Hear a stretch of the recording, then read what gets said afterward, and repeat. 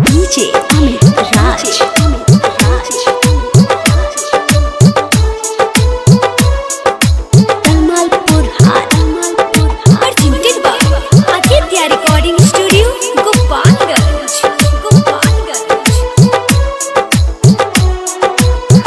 सुना ये लड़की से दिल हर गईनी हम क्यों करा खातिर छोड़नी सब वो हमरे के छोड़लस बेर हम ना महट सिलावा हो ना महट सिलावा हो ना महट सिलावा हो कि झूठे कोइलस प्यार के लीलावा हो सुना ये लड़की से दिल हर गईनी हम क्यों करा खातिर छोड़नी सब वो हमरे के छोड़लस बेर हम ना महट सिलावा हो ना महट सिलावा हो ना महट सिलावा हो कि झूठे कोइलस प्यार के लीलावा हो।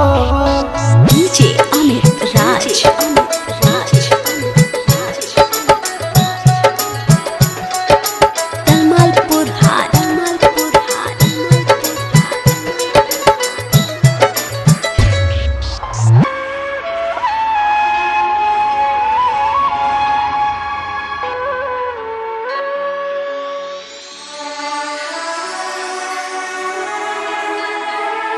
कहाँ जाई मंजिल खो गइल दिल के टुकड़ा टुकड़ा हो गइल मनवा कोई के थोर देखे अखिया में लोर उ तो दोसारा के बहिया में सो गइल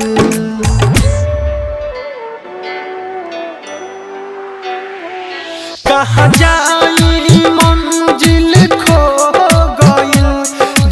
टुकड़ा टुकड़ा हो गइल मनवा कोई के थोर देखे अखिया में लोर उ तो दोसारा के बहिया में सो गइल दुनिया कोई के मोर वीरान बनल दोसारा के जान अब ना दिल के हु के देव धके कहता निकान ना महट सिलावा हो ना महट सिलावा हो ना महट सिलावा हो कि झूठे कोइलस प्यार के लीलावा हो। DJ Amit Raj. Tamalpur Haat.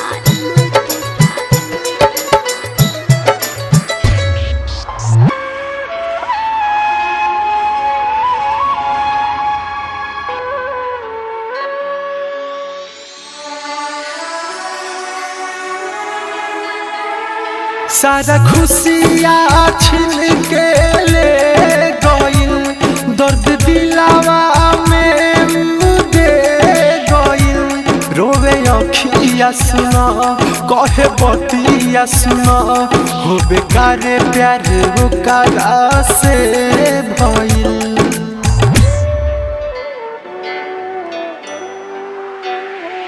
सारा खुशियाँ छीन के